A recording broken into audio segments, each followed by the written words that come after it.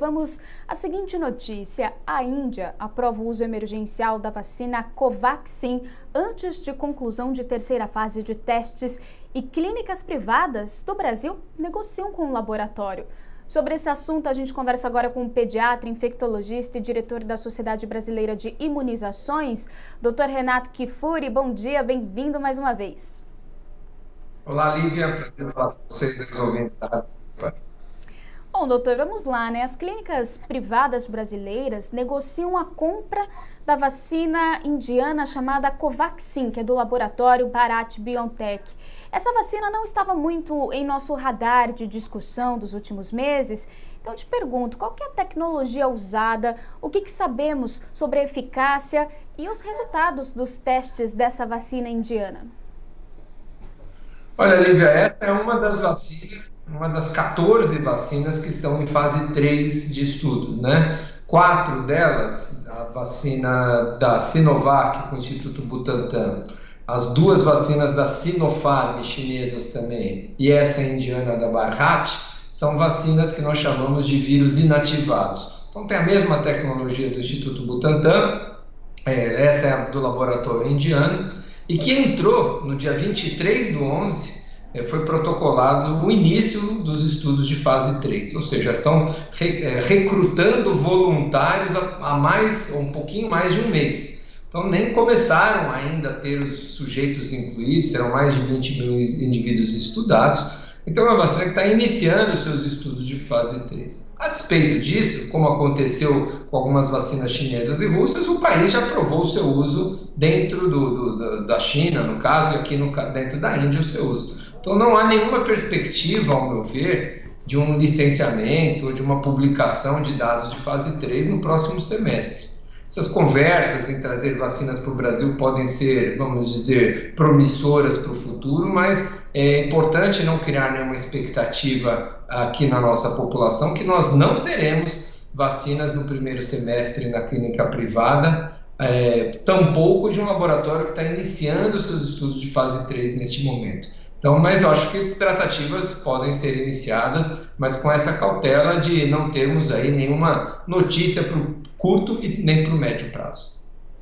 Doutor, o senhor foi bastante enfático que não teremos uma vacina em clínicas privadas durante esse primeiro semestre, e a Anvisa afirmou hoje que a vacina indiana, Covaxin, não pode usar o procedimento de submissão contínua para pedir o seu registro. O que é o procedimento de submissão contínua? Essa vacina conseguiria entrar no Brasil somente com a aprovação feita na Índia? Não, Lívia, nenhuma vacina será utilizada no país sem registro na Anvisa. Isso é ponto inicial. Então, para qualquer medicamento, para qualquer vacina, nós só podemos utilizar na população brasileira sob o aval da Anvisa.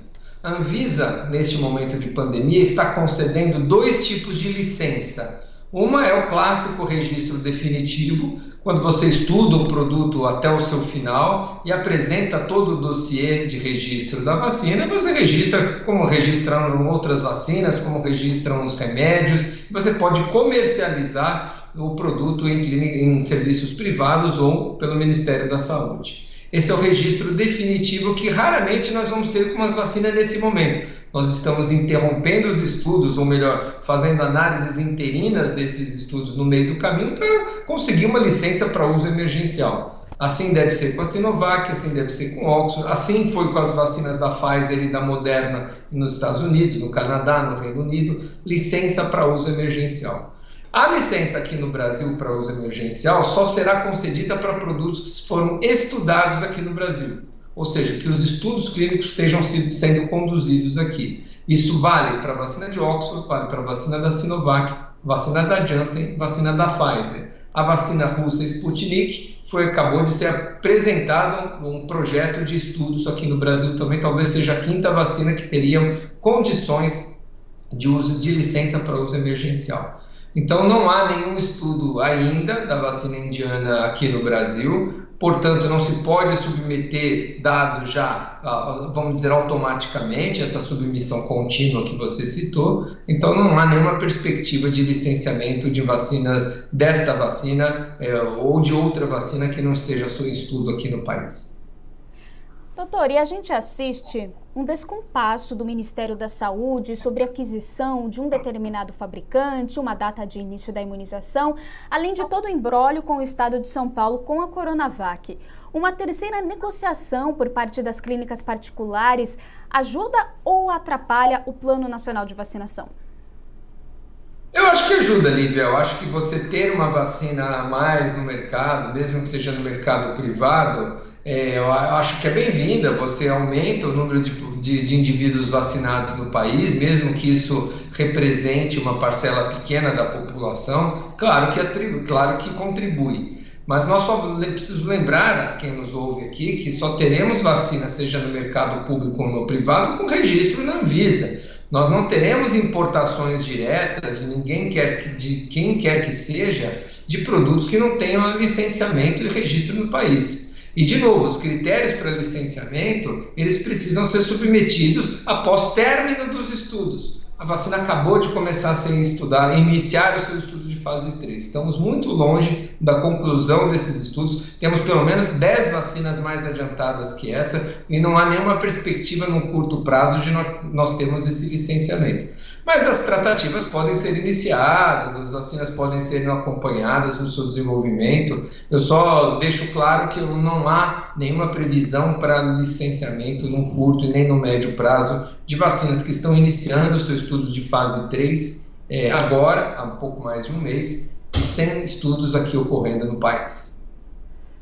Doutor, eu me lembro que lá no ano passado, que foi há 4 dias atrás, ajude-me na minha memória, mas eu lembro que alguns meses atrás a gente discutia que as clínicas particulares seriam uma das últimas a aplicarem a vacina, seja ela qual for, contra a Covid-19 na população. O que aconteceu? Qual que foi o ponto de virada que levou as clínicas particulares a procurarem uma possível candidata, a irem atrás, né? Representantes aqui do Brasil estão viajando hoje para a Índia para ver como que está funcionando essa vacina da Índia. Qual que foi esse ponto de virada? É um certo desespero, uma ansiedade? Olha, Lívia, você tem toda a razão. Nós falávamos aí alguns meses atrás sobre o licenciamento, o que significa o licenciamento de uso emergencial. Só para quem nos acompanha entender, as vacinas estão sendo estudadas, né? Então estão em fase 3. As mesmas essas vacinas que já tiveram licenciamento, a vacina de Oxford, da Moderna e da Pfizer no mundo, os estudos continuam. Elas começaram esses estudos de fase 3 em junho. E esse licenciamento emergencial, ele pressupõe algumas premissas. Primeira delas, você tem que continuar os estudos, mesmo ela já parte para um licenciamento de uso emergencial, mas os estudos continuam. Segundo, se é um licenciamento para uso em emergência de saúde pública, ela não pode ser comercializada. Todos os lotes produzidos serão destinados a programas públicos de vacinação. Então, só vamos ter vacinas no país em clínicas privadas quando tivermos registro definitivo, não essa licença de uso emergencial. Isso continua valendo.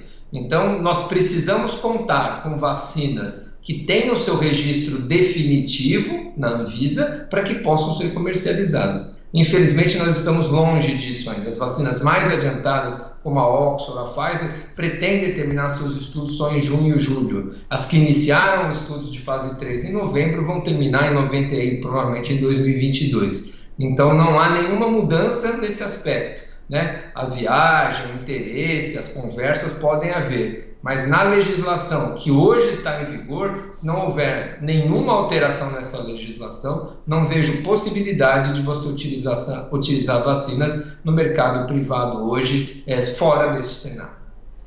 Bom, doutor, agora deixando um pouquinho essa vacina indiana, o governo federal aposta em vacina da Oxford para o uso emergencial. Inclusive, a Fiocruz se reúne com a Agência Nacional de Vigilância Sanitária às 10 horas de hoje para poder discutir ali tratativas. Doutor, essa vacina da AstraZeneca, ela está sendo usada apenas no Reino Unido. É isso mesmo? Por enquanto, né? É isso mesmo, a vacina de Oxford em parceria com a AstraZeneca foi a terceira vacina licenciada no mundo, depois da Pfizer e da Moderna. É uma vacina que demonstrou sua segurança e sua eficácia nos estudos de fase 3 E eu creio que deve, esta semana, ser submetido o seu pedido de licença para uso emergencial também no Brasil. Eu acho que é o que está faltando, tanto com a vacina do Butantan, com a Sinovac e a vacina de Oxford com Biomanguinhos, submeterem a Anvisa com os dados que já tem. A Sinovac está prometendo entregar os seus dados desde o final do ano, eu acho que os dados já devem estar prontos, e certamente a vacina de Oxford já está pronta, porque submeteu em outra agência regulatória no mundo, na agência do Reino Unido. Então, eu acho que o cenário para nós brasileiros é bom. Nós temos não só vacinas para serem brevemente registradas no país, como também compromissos de fabricação nacional. Ambas as vacinas têm acordos de transferência de tecnologia, ou seja, nós vamos ter autossuficiência na nossa produção de vacinas, porque não basta, Lívia, nós temos vacinas, comprar 10 milhões, 20 milhões de doses e esse programa não se sustentar. Nós temos a possibilidade não só de ter vacinas no curto prazo, mas de ter produção nacional, autossuficiência na distribuição das vacinas e, quem sabe, até exportação. Esse é um grande diferencial que o Brasil terá ao licenciar essas duas vacinas, que estão na iminência do seu licenciamento, né? Apresentando esses dados de fase 3, que a gente não conhece ainda da Sinovac, mas da vacina de Oxford já foi apresentado ao Reino Unido, nós teremos a possibilidade não só de largar também na frente junto com esses países, mas de sustentar nosso programa no longo prazo. Doutor, o secretário de Saúde do Estado de São Paulo, Jean Gorenstein, afirmou na manhã de hoje que o pedido para o uso da Coronavac deverá ser feito nas próximas 48 horas, ou seja, entre hoje e amanhã. De acordo com essas informações, né, que o governo de São Paulo dá para nós, pela sua experiência também, é plausível que tenhamos o início da imunização aqui em São Paulo no dia 25 de janeiro, como prometido pelo governador João Dória? Olha, Lívia, a gente vem falando sempre que prometer datas, anunciar, fazer eventos de lançamento é sempre muito arriscado, porque o tempo da ciência às vezes requer que novas análises sejam feitas, a Anvisa pode solicitar mais documentações, mais informações sobre o produto, eventualmente a visita às fábricas de boas práticas, o atestado de boas práticas de fabricação pode requerer algumas adaptações nas plantas das fábricas. Então, eu acho que é possível, sim, respondendo a sua pergunta, possibilidade há, mas você dizer que o produto vai ser licenciado em outubro, em novembro, em dezembro, eu vou anunciar os estudos em dezembro, em janeiro, é sempre o risco de você ter que adiar seus planos, criando até uma falsa sensação, uma desconfiança na população em relação aos dados, quando na verdade está se tratando de estudos clínicos que podem ter esses viés. Então, a responder a sua pergunta, eu acho que sim, é possível começarmos a vacinação, tanto em São Paulo quanto no país, em semanas. Eu acho que, submetendo esses dados, eles sendo favoráveis, a Anvisa, tenho certeza que dará celeridade a esses processos, nós podemos ter produtos licenciados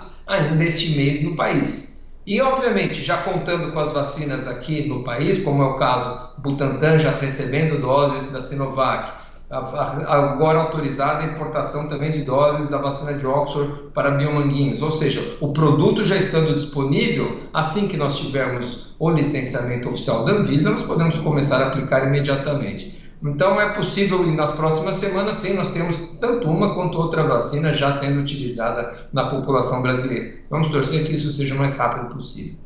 Com certeza. E ainda falando sobre a Coronavac, a divulgação do índice de eficácia chegou a ser prometida ali no final do ano passado, mas foi adiado porque houve uma divergência entre os dados dos estudos em diferentes países. O governo de São Paulo já tinha admitido que a vacina não chegou ao nível de 90% de eficácia. Doutor, se estiver ali entre 70% e 80%, ainda é algo seguro que a população pode confiar? Pode e deve, Lívia. Eu acho que uma vacina só será registrada se ela tiver um impacto suficiente, uma eficácia suficiente. O que é preciso entender é que esse número de 60, 70, 80, 90, ela significa muitas vezes prevenção da doença COVID. Eventualmente, para formas graves da doença, ela pode ser muito maior. Ela pode prevenir 80% dos casos ou 70% dos casos de doença COVID e pode prevenir 90% de hospitalizações ou 95% das mortes. Então, esses dados, esses outros desfechos dos estudos são muito importantes de avaliação para quando a gente olha para o impacto que essa vacinação vai ter no país. Então, se nós vacinarmos, por exemplo, com uma vacina que tem 90% de eficácia de proteção, 60% da população, ela pode ter o mesmo impacto que uma vacina que tenha 70% de eficácia, que nós vacinemos 80% da população, uma eficácia para prevenção de mortalidade muito boa. Então, o impacto que a introdução de uma vacina tem num programa público, ela não é uma função exclusiva da eficácia dentro do estudo clínico. É uma função do preço, da disponibilidade, é uma função da cobertura vacinal, do número de vacinados. Tudo isso vai fazer com que o resultado desse programa de imunização seja maior ou menor, independente da vacina que se utilize. Por isso que a Organização Mundial de Saúde coloca eficácias superiores a 50%, trarão sim impacto na condução da pandemia, e nós precisamos hoje vacinar o mais rápido possível. A cada semana, a cada mês que nós não atrasamos o início da vacinação, nós estamos perdendo vidas, nós estamos fazendo com que o vírus eventualmente sofra algumas mutações, ele pode se disseminando de forma mais importante, então nós temos que, o mais rapidamente possível, começar a vacinar a população. Doutor, nós assistimos neste ano novo, nas festas de fim de ano, uma irresponsabilidade por parte da população em se aglomerar sem máscara, festejando, eu não sei o que estavam festejando, né? Depois de um ano tão difícil quanto 2020, tantas mortes, o pessoal parecia estar muito feliz. Mas, doutor, em quantos dias a gente vai começar a ver os efeitos do que aconteceu no ano novo e como isso pode nos prejudicar no combate à pandemia? Olha, Lívia, nós já estávamos numa curva ascendente da epidemia, né? O número de casos aumentando, e nem sempre é muito fácil mensurar se esse aumento que deve continuar nas próximas semanas, qual é o papel do distanciamento, das aglomerações das festas. Eu creio, não posso estar enganado, mas eu creio que ainda, apesar do número grande de festas e do número enorme de pessoas que estavam nessas aglomerações, isso corresponde a uma parte, vamos dizer, menor da população brasileira. A grande parte dos brasileiros entenderam que o momento não era de aglomerar, que o momento era de termos um Natal mais reservado, um Ano Novo, independente do fato de ter acontecido, de nós termos assistido tantas aglomerações, eu creio que isso ainda represente uma parcela menor da população brasileira que ainda não se conscientizou da importância do distanciamento. Mas, sem dúvida, como nós já estamos numa curva ascendente, a tendência é que ela continue. Não há nenhuma expectativa nos próximos 15, 20 dias, onde essa transmissão, por conta dessa circulação maior das aglomerações, deve incrementar em algum grau as nossas curvas epidêmicas, que a gente vai assistir uma diminuição. Não creio que teremos estabilidade nem diminuição, pelo contrário, nós teremos aí nas próximas semanas um aumento de casos. Então, a hora de ter paciência, Lívia. Eu acho que não temos outro...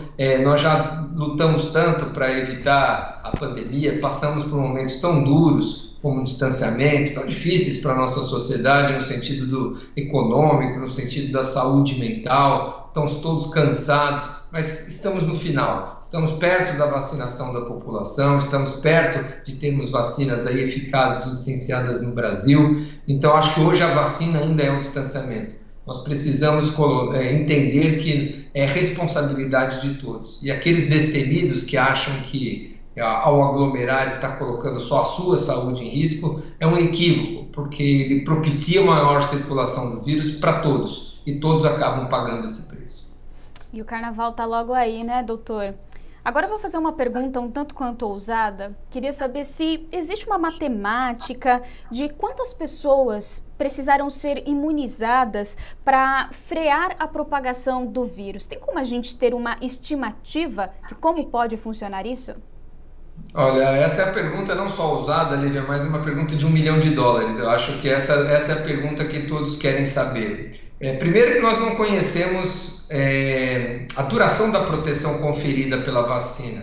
A vacina, se ela durar 3 anos, 5 anos, 7 anos a sua proteção, é possível que nós atinjamos esse controle da imunidade de rebanho mais cedo. Se é uma vacina que vai durar proteção de 6 meses a 12 meses, por exemplo, talvez nós precisamos vacinar mais pessoas e termos aí um número maior de indivíduos protegidos. A esses indivíduos que são vacinados, nós devemos somar aqueles que já tiveram a doença. Então, nós vamos encontrar na população um pool ali de indivíduos já imunizados, seja pela infecção natural, seja pela vacina oferecida a ele durante os programas, que vai fazer com que, à medida que o número de vacinados e de infectados cresça, a possibilidade de circulação do vírus caia, porque ele vai encontrando barreiras de indivíduos já imunes para continuar a sua disseminação. Num primeiro momento, não se espera que as vacinas tenham um papel na redução da circulação do vírus. O objetivo principal da campanha, especialmente no primeiro semestre, será diminuir morte e hospitalização. Ou seja, nós só vamos vacinar grupos vulneráveis. Nós vamos ter 70 milhões de doses, 80 milhões de doses no primeiro semestre, que vai nos permitir vacinar com 2 doses 40 milhões de indivíduos, que vão corresponder basicamente aos profissionais da saúde e os grupos de risco.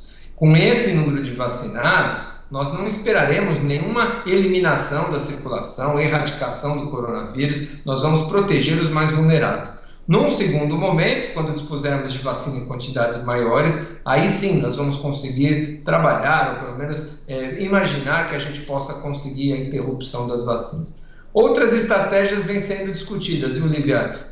Alguns já divulgam, por exemplo, se eu tenho 100 milhões de doses de vacina, é melhor eu dar uma dose para 100 milhões de brasileiros, para metade da população brasileira, ou dar 2 doses para 50 milhões de brasileiros e com isso prevenir formas graves. Provavelmente, como não há muitos dados de eficácia com uma dose, nós vamos caminhar para 2 doses na população mais vulnerável. Mas esse é um tema que começa a ser discutido em vários países, onde eventualmente a restrição do número de doses faz-nos pensar em estratégias como essas. Doutor, para a gente finalizar, então, aqui no estado de São Paulo, por exemplo, nós voltamos hoje para a fase amarela, em que alguns serviços voltaram a ser liberados, como shoppings, lojas, concessionárias, escritórios, bares e restaurantes.